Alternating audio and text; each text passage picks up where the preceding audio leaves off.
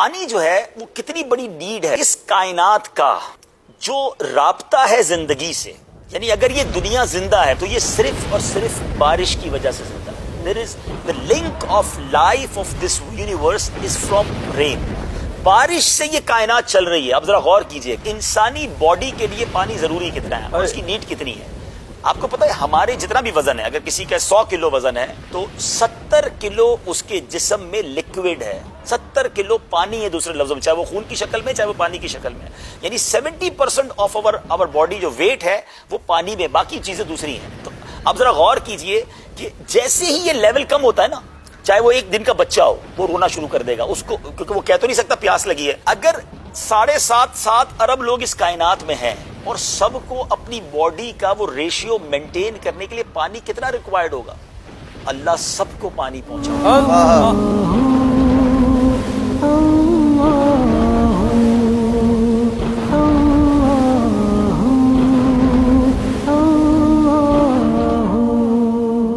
سات ارب لوگوں میں کوئی ایسا نہیں ہے جس تک پانی نہیں پہنچتا. پانی نہیں پہنچے گا تو وہ پیاسا مر جائے گا, نمبر 1.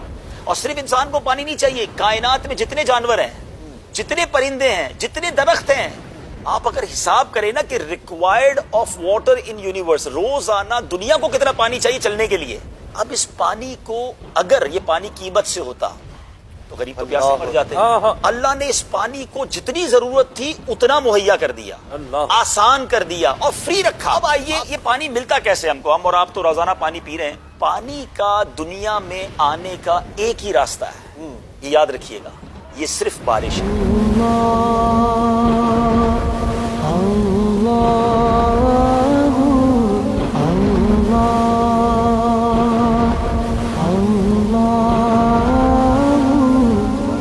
یہ جتنی نہریں چل رہی ہیں نا جو ہم پانی پی رہے ہیں, جتنے کنویں ہیں, بیسیکلی اس کی سٹارٹ بارش سے ہے.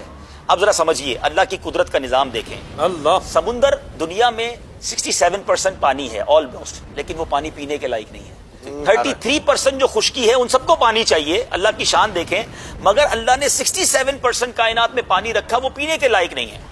اب یہ پینے کے جو لائق پانی نہیں ہے وہ لائق کیسے ہو ان 33% دنیا والوں کے لیے, زمین والوں کے لیے. اگر آپ کیلکولیٹ کریں 7 ارب, ایک تحقیق میں نے بیان بھی کی تھی کہ 7 ارب اگر انسان ہے تو 70 ارب جانور ہے, 10 ٹائم ملٹیپلائی, 700 ارب پرندے ہیں. ٹھیک ہے, درختوں کی تو اربوں خربوں ہوں گے. تو اگر ان سب کو کیلکولیٹ کریں تو billions and billions gallons daily required ہے. اب آپ دیکھیں قدرت کا شاہکار, دھوپ پڑتی ہے اور یہی جو بخارات کی صورت میں سمندر کا پانی پہلے آسمان کی طرف جاتا ہے. ٹھیک ہے, سائنس ہی کہتی ہے نا, اربوں ٹن پانی, ناٹ گیلنز, اربوں ٹن پانی روزانہ کی بنیاد میں آسمان پہ جا رہا ہے بادلوں میں. مجھے بتائیں وہ پائپ لائن کہاں ہے, یہ کس موٹر کے ذریعے اوپر جا رہا ہے اور کون سا پائپ ہے جو اس کو اوپر لے کر جا رہا ہے, اللہ کون سا نظام ہے جو نظر نہیں آ رہا لیکن ڈیلی بیسس پہ ہو رہا ہے. ٹھیک ہے جناب, پہنچ گیا اوپر. آپ سب نے جہاز میں سفر کیا ہے, میں جب بھی جہاز میرا بادلوں کو کراس کرتا تو میں کدھر ہے وہ ٹینکی جس میں پانی پڑا ہوا ہے, کہاں محفوظ ہو رہا ہے, کون سی ٹینکی ہے. جہاز 1 سیکنڈ میں بادلوں کو کراس کر جاتا ہے, نظر کوئی نہیں دیکھ سکتا کہ وہ اربوں ٹن, تھوڑا بہت پانی نہیں ہے. بارش برسے کبھی اس کا وزن کرو تو کتنا ٹن پانی برستا ہے. یہ محفوظ کہاں ہے, سی نہیں کر سکتا, اس کو دیکھ نہیں سکتا. یہ بادلوں میں پانی ہے, اچھا یہ وہ اوور ہیڈ ٹینک ہے جو ہمیں نہیں پتا کہاں ہے لیکن سیو ہے. ٹھیک ہو گیا. اب اس کے بعد بارش برستی ہے لیکن گیا تو کھارا پانی تھا اوپر, جی نیچے آیا the most best mineral water in the world, وہ ریننگ واٹر.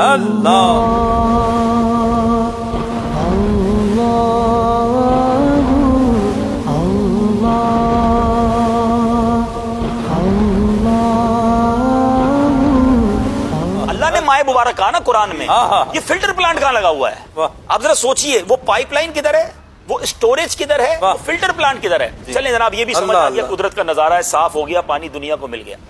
اب سوال یہ ہے کہ جو لینڈ لاک کنٹریز ہیں, پاکستانیوں کو یہ نعمت پتہ ہی نہیں ہے کہ ہم سمندر والی ملک ہیں. دنیا کے بہت سارے ملک ہیں جن میں سمندر ہی نہیں ہے, ان کے پورٹس ہی نہیں ہیں, وہ کسی اور ملک پہ امپورٹ کرتے ہیں, پھر اپنا سامان بذریعہ روڈ منگواتے ہیں. اب سوال یہ بنے گا کہ اگر یہ پانی اوپر جاتا اور برس جاتا تو جو ملک سمندر کے کنارے ہوتے ان کو پانی مل جاتا. جو پشاور ہے ہمارا وہ تو وہاں سمندر نہیں ہے, وہاں پانی کیسے جاتا ہے؟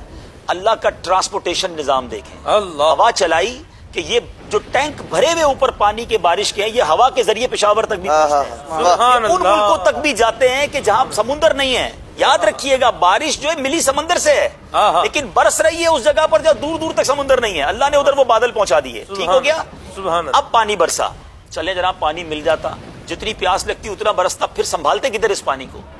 اللہ نے زمین کو یہ صلاحیت دی ہے کہ اس پانی کو اسٹور کر لیتی ہے. یہ زمین پانی ایکسٹرا چوس لیتی ہے. اب آپ بورنگ کر کے اس کو نکال لیں, اب کنواں کھود کے نکال لیں, کمال دیکھیں زمین کے اندر جا کر پانی باہر نکلتا ہے وہ بھی صاف نکلتا ہے, نہ اس میں کوئی گندی آمیزش ہوتی ہے, وہ بھی پینے کے قابل رہتا ہے. اللہ نے نیچے بھی یہ نظام دیا, یہ انڈر گراؤنڈ سٹوریج ہو گیا. اچھا جناب, اب ہمارے فریج میں ہم کیا کرتے ہیں, پانی ایکسٹرا ہوتا ہے تو ہم ٹھنڈے برف جما لیتے ہیں. اللہ کا نظام دیکھیں کہ بہت گرمی پڑی, زمین بھی سوکھ گئی, پانی نکال کے ختم ہو گیا. لیکن جن دنوں میں بارش برسی تھی نا, تو جو ناردرن ایریاز تھے, شمالی علاقہ جاتے, وہاں برسنے والی بارش بن گئی برف ساری, وہ بن گئے سارے گلیشیئر, وہ آپ کا کولڈ سٹوریج میں پانی جمع ہو گیا. جیسی گرمی پڑی, دنیا کی نیڈ بڑی, لوگوں کی پیاس بڑی, اس برف نے پگھلنا شروع کر دیا اور وہاں سے ندیوں کا نظام شروع ہوا. وہ گلیشیئر پگھلتے ہیں تو پورے دنیا کو پانی ملنا شروع ہو جاتا ہے. یعنی جب نیڈ بڑھتی ہے تو سٹوریج پہلے ہو جاتی ہے. سردیوں میں پانی سٹور ہو رہا ہوتا ہے, گرمیوں میں آپ کو سپلائی ہو رہا ہوتا ہے. 7.5 ارب لوگوں کو روزانہ رب پانی پلا رہا ہے, جتنا چاہیے اتنا پلا رہا ہے, بغیر کسی قیمت کے پلا رہا ہے. ہر گلاس پر پیتے وقت کہو فبأي آلاء ربكما تكذبان, ڈیمانڈ سے زیادہ سپلائی. آپ سپلائی دیکھیں اور سپلائی کا نظام دیکھیں, یہ کیسا خودکار نظام ہے. تو کائنات کو بنے ہوئے لاکھوں سال لوگ بتاتے ہو گئے ہیں, مگر کبھی ایسا نہیں ہوا کہ جناب پانی ختم ہو گیا ہو اور لوگ کروڑوں کی تعداد میں مر جائیں. لیکن یہ اگر بارش رک جائے, اب اس کی نیڈ سمجھیے کہ دنیا کا لائف کا اگر کنیکٹیوٹی ہے تو وہ بارش سے ہے.